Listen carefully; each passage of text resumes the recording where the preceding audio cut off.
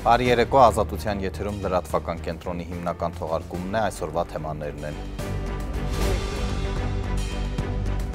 Վարչապետ Նիկոլ Փաշինյանը Եվրոպայի խորհրդի խորհրդարանական վեհաժողովում քննադատել է Զանգեզուրի միջանցք ձևակերպումը։ Նման արտահայտություն չկա, չի եղել եւ համոզված եղեք չի լինի։ Պաշտպանության նախարարությունը հայտարարում է, որ բանակի համալրման խնդիր կա, միաժամանակ առաջարկում կրճատել զինծառայության ժամկետը։ Մենք նաև սահմանափակելով մյուս արատավոր կետերը, որոնցով քաղաքացիները հրաժարվում են պարտադիր զինվորական ծառայությունից, փորձենք զորակոչի թիվը մեծացնել։ Անհետ կորածների հարազատներին նստացույցից հետո ընդունել է գլխավոր շտաբի պետը, դժգոհ են։ Չի էլ կարա ինչ-որ մի պատասխան բավարարի, մինչև մեր երեխեքի տեղը չասեն։ Եկեղեցու վերնախավի դեմ ընդվզած Տեր Արամին միացել է Տեր Թադեն։ Միացյալ Նահանգները Գազայում խաղաղության ծրագիր է ներկայացրել։ Գիտեք, այստեղ ես առանց էնտուզիազմի տաղավար չեմ գտնի։ Մեկնարկեց գիտության շաբաթը։ Վաշինգտոնյան փաստաթղթերի ստորագրումից ժամեր անց ու մինչև օրս 2 ամիս է Երևանն ու Բաքուն հարաբերություններ են պարզում, ինչ է իրականում Թրամփի ուղին։ Ադրբեջանի նախագահն այն անվանում է Զանգեզուրի միջանցք, Հայաստանում հակադարձում են նման ձևակերպում Սպիտակ տանը կնքված թղթում չկա։ Ընդ որում այս բանավեճը տեղափոխվել է միջազգային հարթակներ Չինաստանից մինչև ՄԱԿ, այսօր էլ Եվրոպայի խորհրդի խորհրդարանական վեհաժողով։ Ես խստորեն դատապարտում եմ ձեր կողմից ապա լեգիտիմ բառապաշարի օգտագործումը այս հեղինակավոր դահլիճում։ Մինչ Հայաստանի վարչապետը ադրբեջանական խոսույթն է ուզում կանխել, այսպես կոչված Զանգեզուրի միջանցք տերմինն այլևս եվրոպացիների բառապաշար է մտնում։ ԵԽԽՎ-ում եվրոպացի падգամավորն այսօր վարչապետին տված հարցի մեջ հենց այդ եզրույթն օգտագործեց։ Նիկոլ Փաշինյանը կոչ արեց մինչև հրապարակային ելույթներ ունենալը կարդալ Վաշինգտոնյան փաստաթղթերը։ Որտեղից այդ արտահայտությունը ձեզ Որտեղ եք կարդացել այդ արտահայտության մասին։ Նման արտահայտություն չկա, չի եղել եւ համոզված եղեք չի լինի Հայաստան-Ադրբեջան համաձայնեցված որևէ փաստաթղթում։ Trip which will ensure unimpeded access through the Zangezur corridor and foster regional connectivity. Այդ խոսուստները խաղաղության նկատմամբ Շաբաթ ՄԱԿ-ի ամբիոնից Նիկոլ Փաշինյանն Իլհամ Ալիևին էր դիմել պարզաբանելու կոչով ինչ նկատի ունի Զանգեզուրի միջանցք արտահայտությունն օգտագործելով։ Պնդել էր, որ հայաստանյան իրականության մեջ դա ընկալվում է որպես տարածքային պահանջ Հայաստանից եւ կոնֆլիկտային խոսույթի հետ է ասոցացվում։ Վաշինգտոնում վրեժխնդրությունը մերժելու խաղաղությունն առաջ մղելու հանձնառություն ստանձնած երկու ղեկավարների ելույթներն էլ ՄԱԿ-ի ամբիոնից հնչեցին։ Այսօր Փաշինյանը Եվրոպայի խորհրդի խորհրդարանական վեհաժողովի հարթակից ավելի կոնկրետացրեց իր ասելիքը։ Իսկ Ադրբեջանի գործընկերներից ակնկալում են, որ նրանք քարտեզի վրա ցույց տան, թե որտեղ նկատի ունեն, որ հատվածն են անվանում Զանգեզուրի միջանցք։ Եթե դա որևէ կերպ վերաբերվում է Հայաստանի ինքնիշխան տարածքին, կներեք որևէ մեկը Հայաստանի Հանրապետության տարածքում անուններ որոշելու իրավունք ունի միայն Հայաստանի Հանրապետությունը։ Հակառակ գործելակերպը նշանակում է Հայաստանի ինքնիշխանության խախտում, ինչի շուրջ բարձրագույն մակարդակով հրապարակային ձեռք է բերվել պայմանավորվածություն։ Մինչ Բաքվից պատասխան չկա Ադրբեջանի վարչապետը երեկ էլ մեկ այլ միջազգային հարթակում ԱՊՀ վարչապետների հանդիպմանը կրկնեց Զանգեզուրի միջանցք տերմինը։ Տարածաշրջանում առկա նոր իրողությունները հաշվի առնելով սկսվում է ակտիվ աշխատանքը նոր Զանգեզուրի միջանցքի ուղղությամբ, որը կմիավորի Ադրբեջանը Նախիջևանի ինքնավար հանրապետության հետ։ Ալի Ասադովի հայտարարությունը մեջ բերել էր ադրբեջանական պետական Ազերթաջ գործակալությունը։ Հայաստանի կառավարությունից փոխանցեցին, որ Ադրբեջանի վարչապետին Հայաստանի փոխվարչապետ Մեհեր Գրիգորյանն է արձագանքել, որը ԱՊՀ կառավարությունների ղեկավարների Բելարուսում անցկացված հավաքին հեռավար է մասնակցել։ Փոխվարչապետն Ադրբեջանի վարչապետ Ալի Ասադովի ելույթին ի պատասխան հայտնել է, որ հարկ է ձեռնպահ մնալ Զանգեզուրի միջանցք տերմինի օգտագործումից, հավելելով, որ երկրների միջև ստորագրված բարձր մակարդակի փաստաթղթերի համաձայն, ապա շրջափակման համատեքստում պետք է օգտագործել Թրամփի ուղի հանուն միջազգային խաղաղության եւ բարգավաճման սահմանումը։ Չնայած իշխանության պնդմանը, որ բոլոր պայմանավորվածությունները հրապարակված են, հաղորդակցությունները բացվելու են պետությունների ինքնիշխանության տարածքային ամբողջականության իրավազորության հարգմամբ, ընդդիմության կասկածները, թե Հայաստանն Ադրբեջանին ոչ թե ինքնիշխանության ներքո ճանապարհ է տալիս, այլ միջանցք չեն փարատվում։ Հայաստան խմբակցության падգամավոր Աննա Գրիգորյանը հարցնում է. Բայց դուք ո՞նց եք պայմանավորվել, որ ֆունդամենտալ, կոնցեպտուալ տերմինոլոգիայի վերաբերյալ տարընկալումներ կան, տարբեր ձև եք պատկերացնում։ Այդ ինչ տիպի համաձայնություն է։ Իսկ միգուցե իրական պատճառն այն է, որ իսկապես պայմանավորվել եք անխոչնդոտ ճանապարհ տրամադրել, որ ըստ էության միջանցք է, բայց այստեղ Հայաստանի Հանրապետությունը փորձում եք այսպես տարբեր ձևակերպումներ, տարբեր փաթեթավորումներ տալ, որպեսզի մինչև ընտրություններ մարդիկ չհասկանան ինչ է կատարվում։ Հակառակ դեպքում դուք ո՞նց եք պատկերացնում։ Ընդամենը օգոստոսի 8-ին է եղել է, ոչ հեռու անցյալում։ Չէիք հասկացել ինչ եք պայմանավորում։ Փաշինյանի թիմակից Հասմիկ Հակոբյանը վարչապետի պահանջած պարզաբանումը ընդդիմության թեզի ուղիղ հերքում է համարում։ Եթե մենք խոսացած եւ պայմանավորված եւ ստորագրած լինեինք ընդդիմության ասած միջանցքը, երբեք չեք պատկերացնի, չէ՞ որ կարող են կանգնել ասել ինչ նկատի ունես։ Սա չէ որ սա ճանապարհ է եւ SSS բաներով է պայմաններով է այդ ենթակառուցվածքն ապաշրջափակվելու։ Հա, մենք էտել ենք հասկանում, գիտեք, էտել է պետք խոստովանել, որ խաղաղության խաչմերուկը բացվեց, հա Ադրբեջանն էլ ասելու է, տեսեք, Զանգեզուրի միջանցքը բացվեց։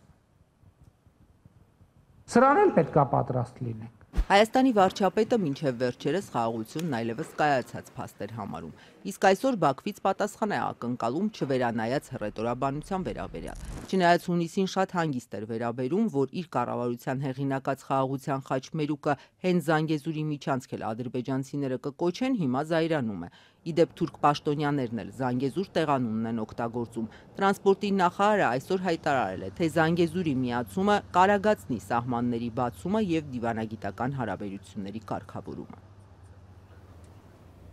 Եվրոպայի խորհրդի խորհրդարանական վեհաժողովում հայաստանցի ընդդիմադիր պատգամավոր Հայկ Մամիջանյանը հայտարարել է, որ հարցեր չունի Նիկոլ Փաշինյանին թողնելով դա քննչական մարմիններին, իսկ եվրոպացի պաշտոնյաներին խնդրում է այցելել Բաքվի բանտերում պահվող հայ գերիներին։ Եվրոպական հարթակում վարչապետ Փաշինյանին նաև տեղահանված արցախցիների մասին են հիշեցրել։ Մարդիկ հարց են տալիս, ինչքանով է իրատեսական փախստականների վերադարձը Լեռնային Ղարաբաղ։ Ես ուղիղ ասում եմ, որ ես դա իրատեսական չեմ համարում։ Վարչապետ Նիկոլ Փաշինյանն այսօր Եվրոպայի խորհրդի խորհրդարանական վեհաժողովում պատասխանելով եվրոպացի պատվիրակի հարցին անիրատեսական համարեց արցախցիների վերադարձը իրենց հայրենիք։ Ավելին, Փաշինյանն այս խնդրի քննարկումը անգամ վտանգավոր համարեց խաղաղության գործընթացի համար։ Եվ ընդհանրապես փախստականների վերադարձի թեման այս համատեքստում, բոլոր փախստականների վերադարձի թեման, ես համարում եմ վտանգավոր խաղաղության գործընթացի համար, որովհետև կոնֆլիկտները այդ թվում Ղարաբաղի կոնֆլիկտը սկսվել է, թվում է հումանիտար պարզ հարցերի արծարծմամբ եւ վերաճել է բոլորիս հայտնի երկարատև կոնֆլիկտի։ Հիշեցնելով, որ Հայաստանն ու Ադրբեջանը ճանաչել են միմյանց տարածքային ամբողջականությունը, ինքնիշխանությունն ու սահմանների անխախտելիությունը Ալմատայի հռչակագրի հիման վրա, Փաշինյանն ընդգծեց, որ պետք է կենտրոնանալ հենց այս բանաձևի վրա եւ չանդրադառնալ վիճահարույց հարցերին։ Եվ առաջիկա տասնամյակներում, եթե շատ ուղիղ եւ գուցե ոչ այդքան դիվանագիտական լեզվով ասեմ, Հայաստանն ու Ադրբեջանը պետք է պարզապես հանգիստ թողնեն իրար եւ պետք է կենտրոնանան տնտեսական համագործակցություն եւ քայլ առ քայլ երկխոսություն կառուցելու վրա։ Ինչ վերաբերում է արցախցիների ճակատագրին, ապա Հայաստանի վարչապետը ԵԽԽՎ-ի առջև ներկայացնելով իր տեսլականը նշեց, թե միջազգային հանրության աջակցությամբ Ղարաբաղի փախստականները պետք է հաստատվեն Հայաստանում, որպես Հայաստանի քաղաքացիներ։ Փաշինյանն ասաց, թե արցախցիներին արդեն իսկ տներով ապահովելու ծրագիր են սկսել, որը թեև դժվարությամբ է աշխատում, բայց հույս ունեն, որ առաջիկայում այն ավելի արդյունավետ կգործի։ Ղարաբաղի մեր հայրենակիցները պետք է տնավորվեն Հայաստանի Հանրապետությունում եւ որպես Հայաստանի Հանրապետության քաղաքացի ապրեն, ստեղծագործեն, իրենց բարեկեցությունը կառուցեն Հայաստանի Հանրապետությունում։ Սա է մեր ռազմավարությունը։ Արդյոք անում ես քեզնից կախվածը, որ արցախցիները մնան եւ տնավորվեն Հայաստանի Հանրապետությունում։ Արցախի մարդու իրավունքների պաշտպան Գեգամ Ստեփանյանը հարց է տալիս վարչապետ Փաշինյանին։ Արդյոք նրա կառավարությունը բավարար քայլեր ձեռնարկում է, որ իրենց հայրենիքից բռնի տեղահանված եւ սոցիալական ծանր խնդիրների առջև հայտնված արցախցիները չլքեն Հայաստանը։ Ստեփանյանը տվյալներով է հակադարձում Փաշինյանին, սեպտեմբերի դրությամբ տեղահանված 16000 արցախցիներ արդեն հեռացել են Հայաստանից։ Հայաստանից։ Սոցիալական ծրագրերում, այդ թվում բնակարանների ապահովման ծրագրում առկա խնդիրների պատճառով։ Թեև վարչապետը ԵԽԽՎ-ում հայտարարեց, թե փախստականներին դժվարություններով, բայց բնակարաններով ապահովում են, Արցախի օմբուդսմենը տեղեկացնում է, որ շահառու հանդիսացող 25,000 ընտանիքներից բնակարանային ապահովման ծրագրի շրջանակում բնակարանի սերտիֆիկատ են ստացել 2938-ը, որից իրացվել է ընդամենը 972-ը,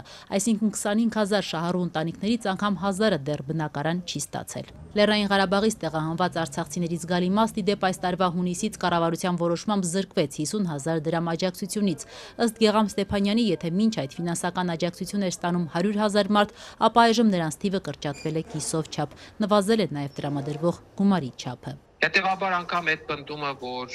իրենք պետք է մնան Հայաստանի Հանրապետությունում, տնավորվեն, բնավորվեն, մենք անգամ այդ ուղղությամբ հստակ քայլեր չենք տեսնում։ Հակառակը տեսնում ենք անընդհատ այդ նաև իշխանության ներկայացուցիչների կողմից թիրախավորում, ատելության կամ շնամանքի խոսքի տարածում արցախցիների նկատմամբ։ Ի դեպ, ԵԽԽՎ-ում լիբերալ դեմոկրատների անունից Պետրաունիքսը Հայաստանի վարչապետին արցախցի փախստականների վերադարձից բացի նաև հարցրել էր, արդյոք խաղաղության գործընթացից զատ քննարկվել է Ղարաբաղից տեղահանված անձանց գույքի դիմաց փոխհատուցման խնդիրը։ Եվրոպացի օրենսդիրը նաև հետաքրքրվեց ղարաբաղցիների մշակութային ժառանգությունը վտանգված չէ Ադրբեջանում։ Մշակութային ժառանգության մշտադիտարկմամբ զբաղվող խմբերը պարբերաբար ահազանգում են, որ Ադրբեջանը հայաթափված Արցախում վերացնում է հայկական հուշարձանները, ավերում գերեզմանատները, ձևախեղում կամ քանդում հայկական եկեղեցիները։ Ալիևի ռեժիմը անցել է նաև Արցախի պետական մարմինների ավերմանը, քանդելով Ստեփանակերտի վերածննդի հրապարակում գտնվող Արցախի ազգային ժողովի եւ արտգործնախարարության շենքերը։ Հարգելի վարչապետ, ես այցելել եմ ձեր երկիրը 2 տարի առաջ Լեռնային Ղարաբաղի անկումից մի քանի ամիս անց։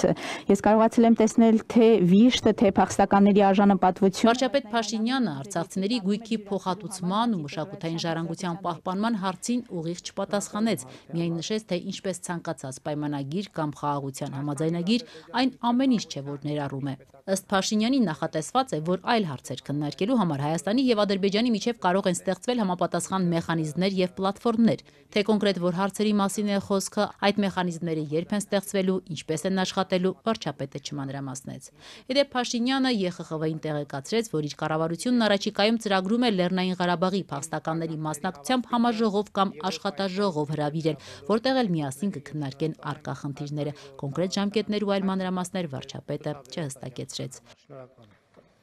Thank you, dear Prime Minister, for being with us today.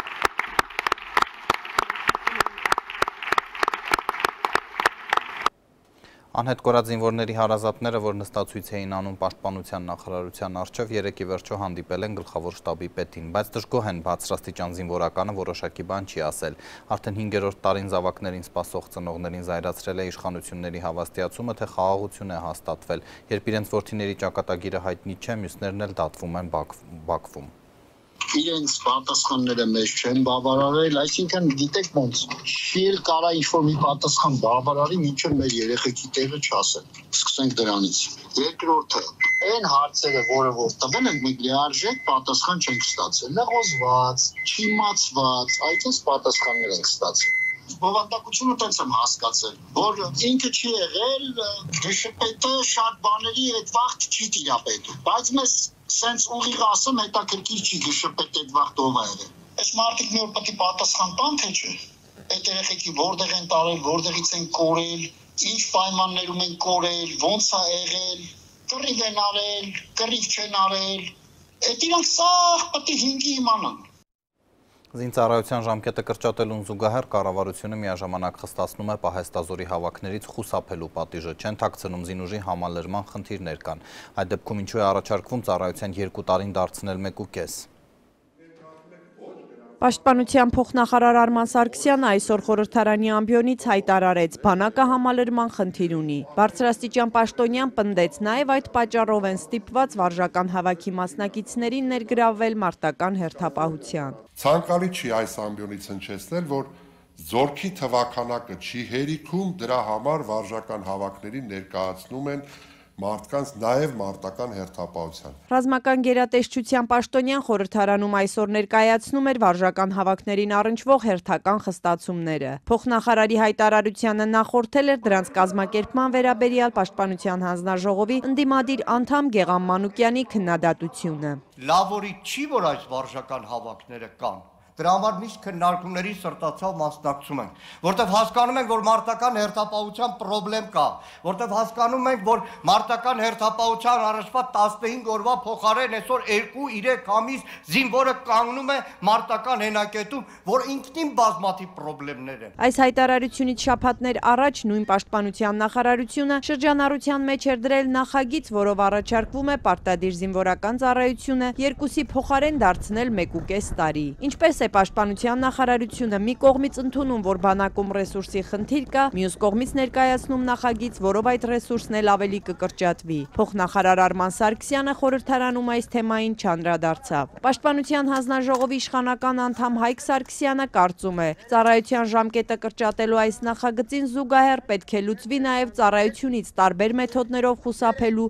հարցը։ Ըստ իս պետք է խնդիրներ լուծվեն փաթեթով, որպեսզի մենք երբ խրախուսում ենք պարտադիր զինվորական ծառայությունը կրճատելով ժամկետը, դա խրախուսող նորմ է, մենք նաև սահմանափակելով մյուս արատավոր կետերը, որոնցով քաղաքացիները հրաժարվում են պարտադիր զինվորական ծառայությունից, փորձենք զորակոչի թիվը մեծացնել, որպեսզի միավոր ժամանակահատվածում չունենանք զորակոչիկների թվի նվազում։ ՔՊԱ-ական Հայկ Սարգսյանը դարձյալ պնդում է, բանակից անօրինական մեթոդներով խուսափողների թիվը շարունակում է խնդիր մնալ։ Ըստ իշխանական падգամավորի ունեցած տվյալների 2022-23 թվականներին զորակոչման ենթականների մոտ 31%-ն է ծառայել, 24 թվականին այս թիվը մոտ 4%-ով ավելացել է։ 2025-ի տվյալները դեռ ամփոփված չեն։ Ընդդիմադիր падգամավոր Տիգրան Աբրահամյանը, որ խիստ քննադատում է ծառայության ժամկետը կրճատելու իշխանության նախաձեռնությունը, այսօր կրկին շեշտեց, վարչապետ Նիկոլ Փաշինյանն ու թիմը երկու խնդիր են փորձում լուծել։ Իշխանությունը շտապում է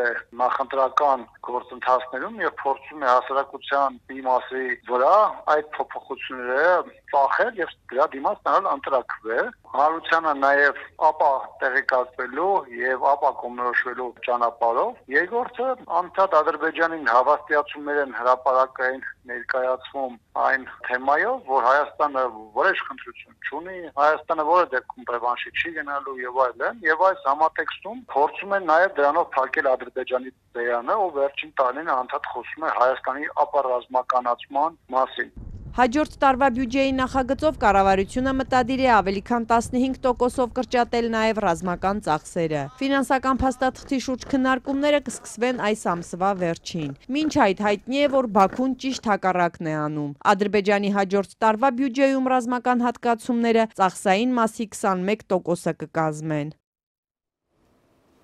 Լրատվական կենտրոնն է եթերում, օրվա լուրերն անընդհատ թարմացվում են Ազատության Տելեգրամի ալիքում, իսկ թողարկման երկրորդ հատվածի թեմաներն են։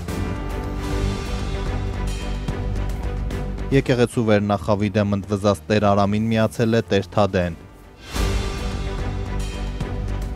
Միացյալ Նահանգները Գազայում խաղաղության ծրագիր է ներկայացրել։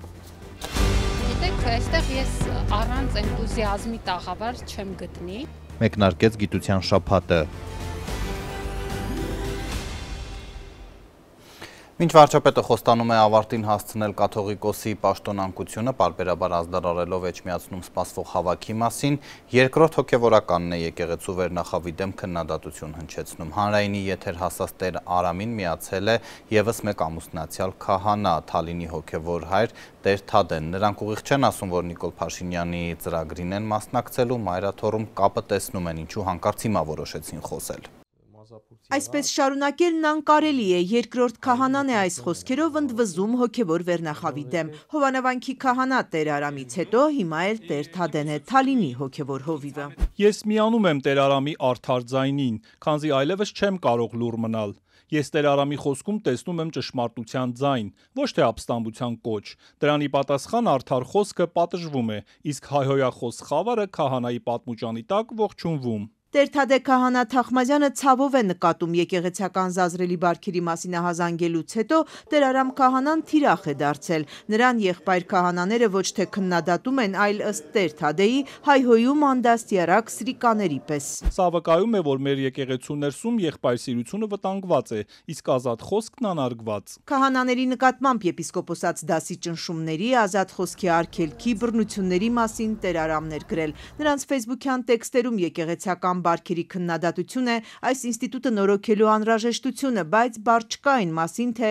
արդյոք միանում են Նիկոլ Փաշինյանի հռչակած հակակաթողիկոսական արշավին։ Հունիսից վարչապետը վեհափառի գահը Գարեգին II-ից ազատելու գործ է ձեռնարկել եւ ապավինում էր ամուսնացյալ քահանաներին։ Հայ առաքելական եկեղեցու շուրջ 700 քահանաներից հրապարակային քննադատություն առայժմ երկուսն են ասել։ Եվ բարի երեկո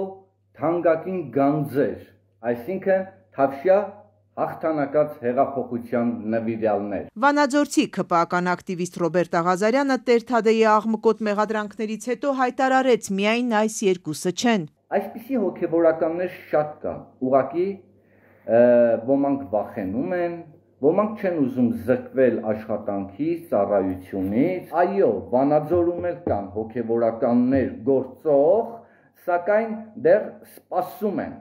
Աղազարյանը Գուգարքի թեմում քարոզչության պատասխանատու է եղել շուրջ 25 տարի առաջ։ Պնդում է կան քահանաներ, որ աջակցում են Փաշինյանի սկսած գործին, բայց դեռ չեն խոսում։ Թեմի քահանաները հայտարարություն են տարածել, որում Աղազարյանի հայտարարություններն անպատասխանատու ու կեղծ են որակում եւ արգելում որևէ մեկին իրենց անունից խոսել։ Գուգարքի թեմի առաջնորդ Հովնան եպիսկոպոս Հակոբյանը վստահեցնում է, թեմի 17 քահանաներն էլ համախմբված են, անհնազանդներ չկան։ Մեր թեմից չի կարող լինել, որովհետև բոլորներ հասուն մարդիկ են, գիտակից մարդիկ են եւ բոլորներ դատապարտել են։ Եկեղեցական բարքերը կոշտ քննադատած երկու քահանաներն էլ նույն Արագածոտնի թեմից են։ Այս թեմի առաջնորդը կաթողիկոսի քրոջորդին է Մկրտիչ եպիսկոպոս Պրոշյանը։ Թալինի հոգևոր հովվի Տեր-Թադեի էջը լի է նրա լուսանկարներով ու թեմի հայտարարություններով, թե կանգնած են կազգընտիր վեհափառի կողքին։ Քահանայի էջում նաև որդիական շնորհակալությունն են կարդում ուղղված կաթողիկոսին ու Մկրտիչ եպիսկոպոսին իրեն Միացյալ Նահանգների արևմտյան թեմ ուղարկելու առիթով։ Ինչու էր այս քահանան լռում նախկինում եւ ինչու է խոսում հիմա հակակաթողիկոսական արշավի այս փուլում։ Տեր-Թադեն հարցազրույցից հրաժարվեց։ Դատելով Արագածոտնի թեմի առաջնորդի անցկացրած քահանայական ժողովների լուսանկարներից ձայն հանելը այս կողմերում բարդ գործ է։ Սրբազանի ծանր հայացքի ներքո շատ մռայլ դեմքերով շարված են քահանաները։ Չեմ տեսնում դրա մեջ ինչ որ սոսկալի մի մեղք, ինչ որ հեղափոխական ինչ որ բաներ, այդ ամենը մենք ուսումնասիրենք, հանգիստ կքննենք ի վերջո ամեն մի ուրեմն ինստիտուտում կա իր ներքին կադրային հարցերը, կա իր ներքին կարգապահական հարցերը եւ դրանք այն բաներն են, որոնք բնավ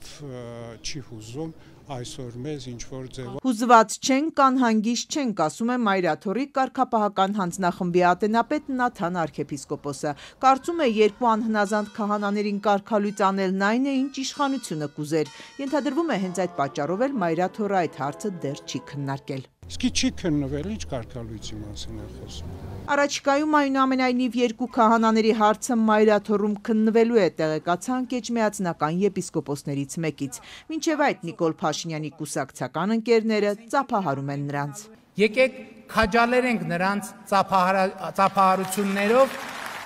նաև կառավարող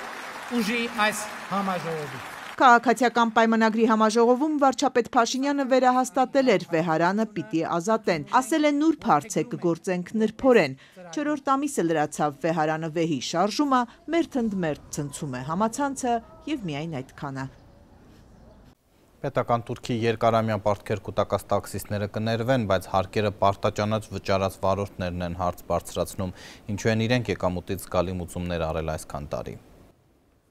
Կառավարությունը որոշել է համաներում կիրառել անհատ տաքսու վարորդների համար, ովքեր 2015-ից 19 թվականներին ստացել էին լիցենզիա, սակայն չէին վճարել պետական տուրքը կուտակելով պարտքեր։ Թեև 2019 թվականին անհատ տաքսիստների համար այդ տուրքերը հանվել էին, այլ կարգավորումներ էին մտցվել, բայց չվճարողների պարտքը եւ կուտակված տույժերը մնացել էին։ Տարածքային կառավարման եւ ենթակառուցվածքների նախարարի տեղակալ Արմեն Սիմոնյանի հաշվարկով տուրքը չի վճարել լիցենզիա ստացած վարորդների կեսը, ավելի քան 5000-ը։ Կուտակվել են պետական տուրքի պարտավորություններ, որի ընդհանուր գումարը կազմում է 1.3 կլորացված եմ ասում 1.3 միլիարդ դրամ, որից տուրքը շուրջ 900 միլիոնից մի քիչ ավել, իսկ տույժը շուրջ 400 միլիոն դրամի չափով։ Ընդ որում, ուշագրավ է, որ ավելի վաղ կառավարությունը ներել էր այն տաքսիստներին, ովքեր ապրիլի դաշտում էին գործել, առանց լիցենզիայի էին վարել եւ տեսչական մարմինների կողմից տուգանվել էին։ Մինչդեռ լիցենզիա ունեցող, բայց պետական տուրքը չվճարածների հարցը 2019 թվականից մինչև հիմա 6 տարի շարունակ մոռացվել էր։ Հայաստան խմբակցությունից Թադևոս Ավետիսյանը ընդհանուր առմամբ կողմ է, որ տարիներ առաջ կուտակված այդ պարտքը մարդկանց վրայից դուրս գա, բայց հարց է բարձրացնում, որքանով է արդար օրինապահների հանդեպ։ Ճիշտ է, դրական է, բայց շատերի համար նաև անարդար է, որովհետև այդ ժամանակահատվածում մարդիկ, ովքեր պատժեշ կատարել են իրենց պարտավորությունները, հիմա դե ասեն լավ, ինչի տարանք մուծեցինք այդ տարեկան գումարը, հիմա դա համաներվում է, այնուամենայնիվ, այսինքն նման հարցերը ունեն երկու երես։ Անհատ տաքսու վարորդ Արմենը նրանցից մեկն է։ Պարտաճանաչ վճարել է, ոչ մի պարտք չի կուտակել։ Պարտք չունեի մինչև վերջի օրը, որ այդ 12000-ը ասին էլ պետք չի մուծել։ Ինչքան ես եմ հիշում, որ 12000 ամիսը մուծում էինք։ Ինչու՞ մամ, դա լիցենզիա կարելի է ասել, տուր կարելի է ասել։ 12000 ամիսը ես տալիս է, ուրիշ ոչ մի բան։ Այո, նույնը եղել է ակտերը, ես լրիվ մուծել եմ, հիմա դե ներումը էլ է։ Անհատ վարորդների պաշտպանության կենտրոնի ղեկավար Պողոս Օղլուկյանն ասում է, իրենց ոլորտում փոփոխություններ են կատարում հաճախ առանց ոլորտի ներկայացուցիչների հետ խորհրդակցելու, մարդիկ էլ նորամուծություններին հաճախ չեն հետևում, արդյունքում կառավարությունը փոխում է կանոնները, ապա ստիպված լինում համաներել խախտողների անհույս պարտքերը, ինչը հասարակությանը սխալ ազդակներ է փոխանցում։ Այդ է, ուրեմն մեր պետությունն ասում է ուղեղը շարժի, ինչքան կարաս դու ինձ խափի։ Եթե կբռնեմ, եմ վաղ պատասխան կտաս, եթե չեմ բռնի, մալադես քեզ, հալալա, վայելի, ինչ արել ես,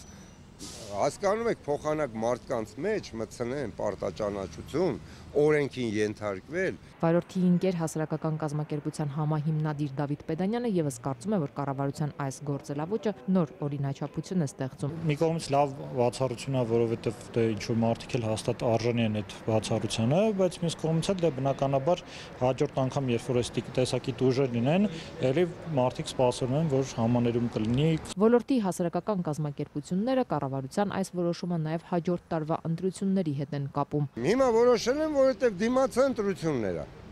Ուրիշ բան խնդիր չկա։ Ասենք ինչի անցյալ տարի չորոշեցին։ Ուղղակի այստեղ տեսնում եմ, որ ինչ-որ win-win տարբերակ են գտել, որ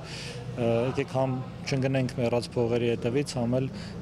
ձեռի հետ 5000 լոյալ ընտրող ապահովենք։ Անհատ տաքսովարորդների կողմից 2015-ից 19 թվականներին չվճարած տուրքերն ու կուտակած տույժերը համաներելու որոշումը դեռ պետք է քննարկվի խորհրդարանում հաջորդ քառօրյայում։ Միջազգային լրահոսից Միացյալ Նահանգներն առաջարկում է Գազայի փրկության ծրագիր, եթե Համասը զենքերը վայր դնի, Իսրայելն էլ զորքերը հետ կքաշի, ապա անձամբ նախագահ Թրամփի առաջնորդությամբ հատուկ մարմինը պիտի խաղաղություն հաստատելու գործը սկսի։ The Board of Peace, sort of a beautiful name, the Board of Peace. Սպիտակ տունը հրապարակեց Գազայի հակամարտության կարգավորման 20 կետից բաղկացած փաստաթուղթ, որը կոչ է անում անհապաղ դադարեցնել կրակը, նախատեսում է պատանների վերադարձ, Իսրայելի փուլային հեռացում Գազայից, Համասի զինաթափում եւ միջազգային մարմնի գլխավորությամբ անցումային կառավարության ստեղծում։ Ներկայացնելով իր այս պլանը, Միացյալ Նահանգների նախագահը հայտարարեց, թե քաղաքակրթության, պատմության հզորագույն իրադարձություններից մեկն է տեղի ունենում, օր որ կարող է հարատև խաղաղություն բերել Մերձավոր Արևելքում։ Այս ծրագրով մասնավորապես նախատեսվում է ձևավորել խաղաղության խորհուրդ, միջազգային վերահսկող մարմին, որը կղեկավարի ոչ այլ ոք, քան նախագահ Դոնալդ Թրամփը։ Սպիտակ տան ղեկավարն ասում է, շատերն են իրեն խնդրել եւ որոշել է ընդառաջել։ Արաբական աշխարհի Իսրայելի առաջնորդները եւ բոլոր շահագրգիռ կողմերը խնդրեցին ինձ, ուստի այն կգլխավորի Միացյալ Նահանգների նախագահ Դոնալդ Թրամփ անունով հայտնի մի ջենթլմեն։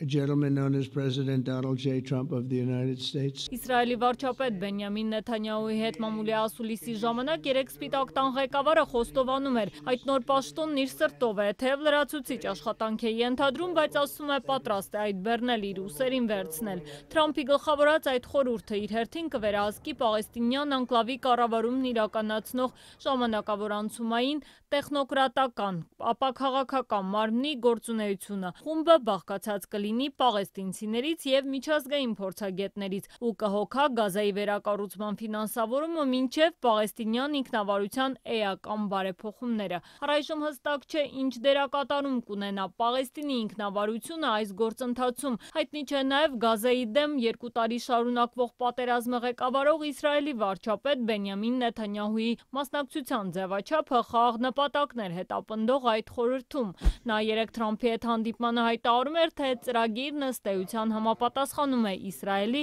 ռազմական նպատակներին, ապահովում, որպեսզի Գազան չկառավարվի ոչ Համասի, ոչ էլ Պաղեստինի ինքնավարության կողմից, այլ նրանց կողմից, ովքեր ըստ Նեթանյահուի հավատարիմ են Իսրայելի հետ իրական խաղաղությանը։ Պաղեստինյան անկլավը վերահսկող Համասը դեռևս գնահատական չի հնչեցրել։ Խմբավորումը հայտարարել է, թե առհասարակ չի ստացել փաստաթուղթը եւ ծանոթ չէ դրա բովանդակությանը։ Ծրագրով Համասի համար ոչինչ նախատեսված չէ։ Ավելին, փաստաթղթում հստակ գրված է, որ ոչ այդ, ոչ էլ այլ խմբավորումներ չեն կարող մասնակցել Գազայի կառավարմանը, ոչ ուղղակի, ոչ էլ անուղղակի։ Համասի հնարավոր հեռացումից հետո ամերիկյան պլանը նախատեսում է պատերազմից գրեթե ամբողջովին ավերված Գազայի հատվածում ստեղծել հատուկ տնտեսական գոտի։ Ծրագրի համաձայն ոչ ոք ստիպված չի լինի լքել Գազան, որ վաղուց փլատակների է վերածվել։ Ցանկացողները կարող են ազատորեն հեռանալ եւ վերադառնալ։ Մինչ այդ անկլավը անկախ դիտորդների վերահսկողությամբ պետք է ապառազմականացվի եւ դառնա, ինչպես փաստաթղթում է նշված, նոր Գազա, որը լիովին նվիրված կլինի բարեկեցիկ տնտեսության կառուցմանը, խաղաղ համակեցությանը հարևանների հետ։ Հարևաններն ընդհանուր առմամբ ողջունել են Թրամփի այս նոր առաջարկը, որը արաբական երկրների համար զգալի առաջընթաց է համարվում նաեւ այն պատճառով, որ այլևս չի հիշատակվում Գազան Ռիվիերայի վերածելու Թրամփի փետրվարյան աղմկահարույց գաղափարը, որը նախատեսում էր պաղեստինցիների բռնի վերաբնակեցում։ Իսրայելում, որտեղ դեռևս սպասում են Գազայում պահվող տասնյակ պատանների ազատարձակմանը, ոգևորված են Թրամփի պլանից եւ անհամբերությամբ սպասում են, որ Համասն էլ ընդունի այն։ Կարծում եմ մենք սրան գնում ենք շատ ուշացած, երբ երկու կողմերն էլ չափազանց շատ զոհեր ունեն, զինվորներից, պատանդներից, Գազայի ժողովրդից, բայց կարծում եմ սա հիանալի քայլ է։ Միայն հայտնի չէ արդյոք Համասը կհամաձայնի հանձնել իր զենքն ու լքել Գազան։ 2 տարի շարունակ Իսրայելի ռազմական հարձակումների թիրախում գտնվող Գազայում, որտեղ պատերազմի հետևանքով ավելի քան 65,000 մարդ է զոհվել, մեծ մասը կանայք եւ երեխաներ, ռազմական գործողություններին զուգահեռ էլ դիմակայում են համատարած սովին, թերահավատ են Վաշինգտոնի ծրագրի բարի նպատակների հարցում։ Այս ծրագիրը ձեռնտու է Թրամփին եւ Իսրայելին, նրանք շահեր ունեն Գազայում, նրանք ցանկանում են ամեն կերպ վերացնել Գազան։ Այս բոլոր խնդիրները Թրամփի եւ Նեթանյահուի պատճառով են եւ եթե նրանք ցանկանային պատերազմին վերջ դնել, վաղուց էին լուծել։ Ուկրաինայում խաղաղ կարգավորման որևէ տարբերակ անգամ չի քննարկվում, ամերիկյան ջանքերը տապալված են, փոխարենը Միացյալ Նահանգներում արդեն խոսում են Ուկրաինայի տարածքները ռազմական ճանապարհով վերադարձնելու մասին, չուշացավ Ռուսաստանի պատասխանը։ Ռուսական զորքը հաղթում է Ուկրաինայում ընթացող պատերազմում, հայտարարել է Վլադիմիր Պուտինը Դոնեցկի, Լուգանսկի ինքնաարչակ հանրապետությունների եւ Զապորոժիեի ու Խերսոնի մարզերի Ռուսաստանին միանալու տարեդարձի առթիվ։ Ռուսաստանի նախագահն ասել է, որ 3 տարի առաջ Ուկրաինայից բռնազավթված այս տարածքները ինքնուրույն են որոշել, մեջբերում են վերադառնալ այն ընտանիք, որի մասն են կազմել միշտ, եւ Ռուսաստանն արել է այն, ինչ պարտավոր էր, աջակցել է նրանց այդ վճռական պատասխանատու ընտրության հարցում։ Եվ այսօր պաշտպանելով այդ ընտրությունը Պուտինի խոսքով ողջ Ռուսաստանը մեջբերում է արդար պայքար է մղում դրա համար։ Միասին մենք պաշտպանում ենք մեր սերը հայրենիքի հանդեպ եւ մեր պատմական ճակատագրի միասնությունը, պայքարում ենք ու հաղթում, պաշտպանում ենք ազգային հիմնարար շահերը, ընդհանուր հիշողությունն ու արժեքները։ культуру и веру. Չնայած Պուտինի պնդումներին, ԱՄՆ պետքարտուղարը երեկ հայտարարել էր, որ ռուսական զինուժը մեծ կորուստներ է կրում Ուկրաինայում, իսկ տարածքային ձեռքբերումներն աննշան են։ Ուկրաինայի նախագահն էլ երեկոյան ուղերձում հայտարարել է, որ կոնկրետ Դոնեցկի Դոբրոպիլիա քաղաքի ուղղությամբ հետ են մղել ռուսական զորքին եւ ավելի քան 174 քառակուսի կիլոմետր տարածք ազատագրել։ Զելենսկին նաեւ ասել է, ռուսական օդային հարձակումներից պաշտպանվելու համար հարկավոր է պաշտպանական համատեղ համակարգ ստեղծել Եվրոպայի արևելքում։ Նաեւ առաջարկել է սահմանափակել Ռուսաստանի գործողությունները Բալտիկ ծովում, քանզի եվրոպական երկրների ուղղությամբ անօդաչուներ արձակվում են նաեւ այստեղից։ Важливо діяти сильно. Կարևոր է, որ վճռական գործենք, ռուսներն ուրիշ ոչինչ չեն հասկանում, ռուսները պետք է իմանան, թե որտեղ են սահմանները եւ որն է այն գիծը, որը չպետք է հատել։ Слава Україні! Ուկրաինան հայտարարել է, որ արևմտյան դաշնակիցներից շուտով հավելյալ ինքնաթիռներ կստանան, այդ թվում ամերիկյան F-16, ֆրանսիական Mirage եւ առաջին անգամ նաեւ շվեդական Gripen ժամանակակից կործանիչներ։ Գերմանիայի պաշտպանության նախարար Բորիս Պիստորիուսը հայտնել է, որ Նորվեգիայի աջակցությամբ մինչեւ տարվա վերջ Ուկրաինային Patriot հակաօդային պաշտպանության եւս 2 համակարգ կտրամադրեն, որոնց կարիքը Ուկրաինան շատ ունի ռուսական ագրեսիային դիմակայելու համար։ Եվրահանձնաժողովի նախագահն էլ հայտարարել է, որ Ուկրաինան Եվրամիության տրամադրած գումարներով անօդաչուներ կարտադրի։ Ուրսուլա ֆոն դեր Լայենն ընդգծել է, որ գումարը շուրջ 2 միլիարդ եվրո առաջիկայում կտրամադրվի վարկի տեսքով։ Սա Ուկրաինային թույլ կտա ընդլայնել արտադրությունը եւ օգտագործել իր ողջ ներուժը, եւ իհարկե դա նաեւ թույլ կտա Եվրամիությանը օգտվել այս տեխնոլոգիայից։ Եվրոպացի պաշտոնյան նշել է, վարկի համար երաշխիք կծառայեն ԵՄ տարածքում ռուսական սառեցված ակտիվները, իսկ վարկի մի մասը կհատկացվի նաեւ Եվրոպայի պաշտպանական գնումների համար։ Reuters-ի տվյալներով Եվրոպական հանձնաժողովը եւ ԵՄ արտգործնախարարը Եվրոպական խորհրդի օկտեմբերի նիստից առաջ կառաջարկեն ԵՄ պաշտպանական կարողությունների ճանապարհային քարտեզ։ Այն առաջարկում է 4 նախագիծ, որոնք կօգնեն ամրապնդել Եվրոպայի անվտանգությունը Ռուսաստանից եկող սպառնալիքներից։ Նախագծերին կկարողանան մասնակցել ԵՄ բոլոր անդամները։ Վերջին շրջանում ռուսական անօդաչուների կողմից եվրոպական երկրների օդային տարածքի խախտումների ֆոնին Գերմանիայի կանցլերը հայտարարել է, որ Եվրոպան չի պատերազմում Ռուսաստանի հետ, բայց նաև խաղաղության մեջ չէ։ Ըստ Ֆրիդրիխ Մերցի Ռուսաստանը նպատակ ունի թուլացնել Եվրոպան։ Առաջին հայացքից կարող է մի փոքր ցնցող լինել ասածս։ Մենք պատերազմի մեջ չենք, բայց այլևս խաղաղության մեջ էլ չենք։ Ռուսաստանի պատերազմը մեր ժողովրդավարության եւ ազատության դեմ է։ Այս ընթացքում Ռուսաստանն ու Ուկրաինան շարունակել են հարվածները Սումիում ռուսական հարվածից ընտանիք է սպանվել, այդ թվում մանկահասակ երեխաներ։ Հարձակման են ենթարկվել նաև Կիևը, Դնեպրոպետրովսկը եւ այլ շրջաններ։ Ռուսական զինուժը հայտնել է, որ Դոնեցկում եւս մեկ բնակավայր է վերցրել։ Ուկրաինական զինուժն էլ հարվածել է ռուսական մի քանի բնակավայրի, այդ թվում Վոլգոգրադին, Բելգորոդին։ Կասեցվել է Կալուգայի, Կրասնոդարի եւ Ստավրոպոլի օդանավակայանների աշխատանքը։ Սպիտակ տանու կոնգրեսի ներկայացուցիչները գիշերվա բանակցություններում այդպես էլ չեն կարողացել ընդհանուր հայտարարի գալ Միացյալ Նահանգների բյուջեի շարունակության շուրջ։ Փոխնախագահ Ջեյ Դի Վենսը հայտարարել է, որ կառավարական հաստատությունների ֆինանսավորման դադարեցումը շատդաունը ամենայն հավանականությամբ անխուսափելի կլինի։ Իսկ սա նշանակում է, որ արդեն վաղվանից ամերիկյան պետական հիմնարկների զգալի մասը ժամանակավոր կդադարեցնի աշխատանքը։ Երևան վերադառնանք, մեկնարկել է գիտության շաբաթը, Ազատության հրապարակում տաղավարներ են, որտեղ գիտական փորձեր են, ներկայացվում են նորարարություններ։ Քանի որ օրակարգը երկարաժամկետ է, մենք փորձում ենք գիտության շաբաթ Հայաստանը դարձնել Հայաստանի Հանրապետության ամենահետաքրքիր միջոցառումներից մեկը։ Մեզ համար նաև շատ կարևոր է, որ երիտասարդները ներգրաված լինեն, որովհետև այս գիտության տեխնոլոգիաների հանրահռչակում է, բայց նաև շատ կարևոր է, որպեսզի հասարակության մյուս շերտերն էլ հասկանան, թե ինչու Հայաստանի Հանրապետությունը պետք է ներդրումներ անի եւ խթանի գիտական, նորարարական էկոհամակարգի զարգացումը։ Գիտեք, այստեղ ես առանց էնտուզիազմի խավար չեմ գտնի եւ կարծում եմ դուք էլ չեք գտնի ու սա կարեւոր է որ այստեղ մարդիկ են ովքեր սիրում են իրենց գործը ես կրճատման մասին ընդհանրապես չէի խոսի մենք բազմազանեցրել ենք գիտության ֆինանսավորումը եւ այդ իմաստով պետք է ձեզ հիշեցնեմ որ այս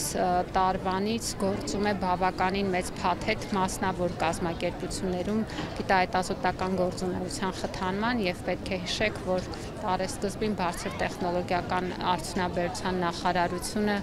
բերեց մի անգամից մի քանի աջակցության ծրագրերի փաթեթ, որոնք գործարկված են եւ ուղղված են խթանելու մասնավորի շրջանակում գիտական հետազոտությունը եւ դա բնականաբար ունի կոնկրետ թվային արտահայտություն, այդ թվում պետության կողմից ներդրումների։ Լաբորատորիան ներկայացված է իրենց կողմից պատրաստված հնագիտական տարբեր գործիքների գիտական վերակազմություններով, այսինքն իրենք այստեղ նեոլիթյան վանակատից այդ գործիքներն են, բրոնզից վերջավորություններով լճաշենից այս տարբեր գործիքներն են, վաղ բրոնզեդարյան, որ իրանք պատրաստել են իրենց լաբորատորիայում հենց այն մեթոդներով, որով ենթադրվում է, որ ժամանակին պատրաստել են իրենց կիրառության ժամանակներում։ Ազատության հրապարակում տաղավարները բաց կլինեն առաջիկա օրերին, իսկ լրատվական կենտրոնում այսքանը, օրվա մյուս լուրերի համար բաժանորդագրվեք մեր էջերին, սոցիալական ցանցերում կհանդիպենք։